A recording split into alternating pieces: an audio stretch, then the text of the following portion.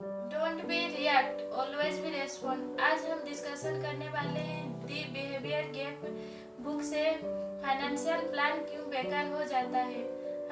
हम financial plan तो कर लेते हैं, फ्यूचर के लिए बहुत सारा प्लान तो कर लेते हैं, लेकिन हम उससे सही तरीके से इम्प्लीमेंट नहीं कर पाते हैं। जब प्लान कर लेते हैं लेकिन जब इम्प्लीमेंट का बारी आता है तब हम उससे अच्छे से इम्प्लीमेंट नहीं कर पाते। Simple make it simplify.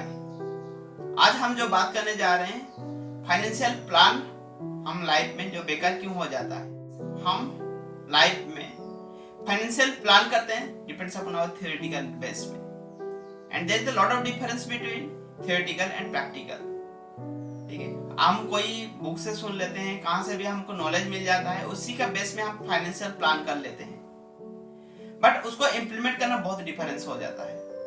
अगर आप लाइफ में ईयरली रिटायरमेंट लेना चाहते हैं तो आप अगर जॉब कर रहे हैं तो उसका जितना ज़्यादा हो सके इतना आपको इन्वेस्टमेंट करना होगा। हम डिसीजन ले लेते हैं 50% हम इन्वेस्टमेंट करेंगे। अगर आपका इनकम लाखों का रहता है तो आप 50% इन्वेस्टमेंट करने का प्लानिंग ले लेते हैं, बट 50% इन्वेस्टमेंट करके आप क्या रिमेनिंग अमाउंट में आप क्या आपका नीड्स को फुलफिल कर पाएंगे, उसी दिशा में हम सोचते नहीं हैं। उसी दिशा में हम प्रैक्टिकली हम एक्शन नहीं लेते हैं।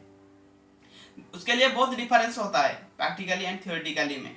ठीक है, हमको अगर जब भी आप प्लान कर रहे हैं तो उसको प्रैक्टिकली बेस में उसको लेके करना है, जो चीज़ रियलिटी में आपको इम्प्लीमेंट कर पाए। एंड जब तक हम एक्शन नहीं लेंगे वो प्रोसेस में कभी भी रिजल्ट आने वाला नहीं है। ठीक है, हम प्लान कर लेते हैं, मैं रिटायरमेंट का प्लान कर लेते हैं, चिल्ड्रंस एजुकेशन का प्लान कर लेते हैं, बेटी का मैरिज का प्लान कर लेते हैं, बट उसको प्लान करके उसको एग्जीक्यूट करना है। जो चीज़ हमारा लाइफ पे वो चीज़ वर्क करे। फर्स्ट चीज बिलीव इन ब्लाइंडली। हम ब्लाइंडली बिलीव कर लेते हैं, अगर कोई बुक लर्निंग कर लिया उसको ब्लाइंडली बिलीव कर लेते हैं, उसी के बेस में करने लगते हैं। आपका बिलीफ सिस्टम बहुत वर्क करना चाहिए।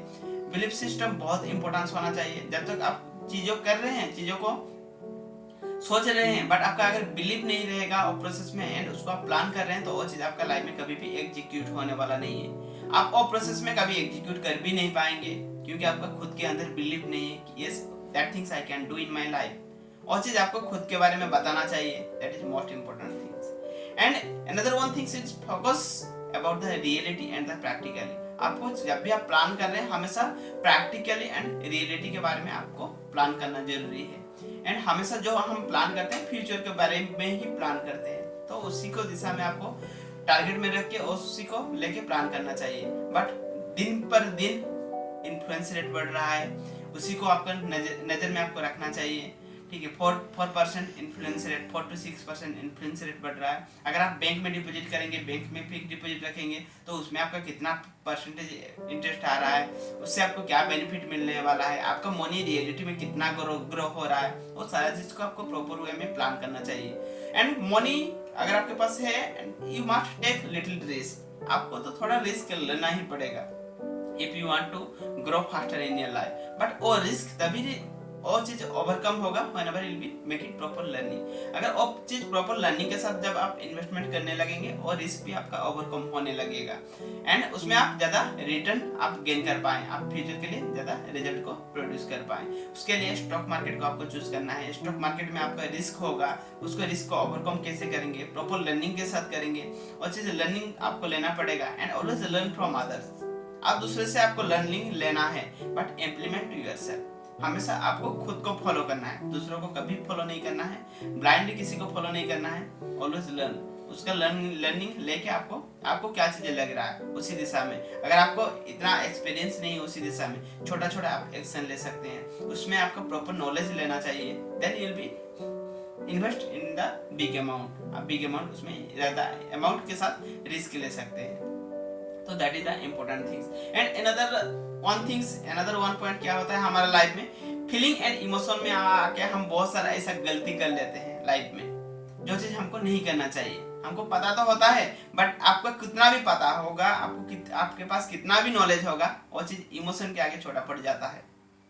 इमोशन बहुत इंपॉर्टेंस रहता है। अगर मनी का लूज करने का डर, ठीक है, किसको नहीं रहता है। आदमी लोग 3 चीजों का हमेशा डर रहता है। एक चीज death, another one is the money and another one it will be the relationships, about the life in our life। और 3 चीज को हमेशा लोगों के लिए पेनफुल लाइफ जो हमेशा उसके लिए डर होता है, डेथ को हमेशा के लिए डर रहता है, एंड मनी।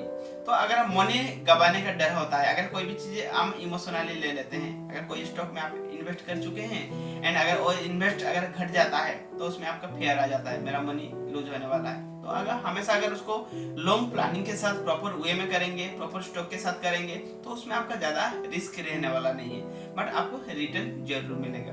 अगर इमोशनली अगर कोई एक्शन ले रहे हैं, कुछ फीलिंग के साथ ले रहे हैं, तो that is the most important things. You will be take it with the proper learning, definitely it will be help you to grow in your life, to achieve success in your life, get financial freedom about in your life, and आपको behave को कैसे react करना है।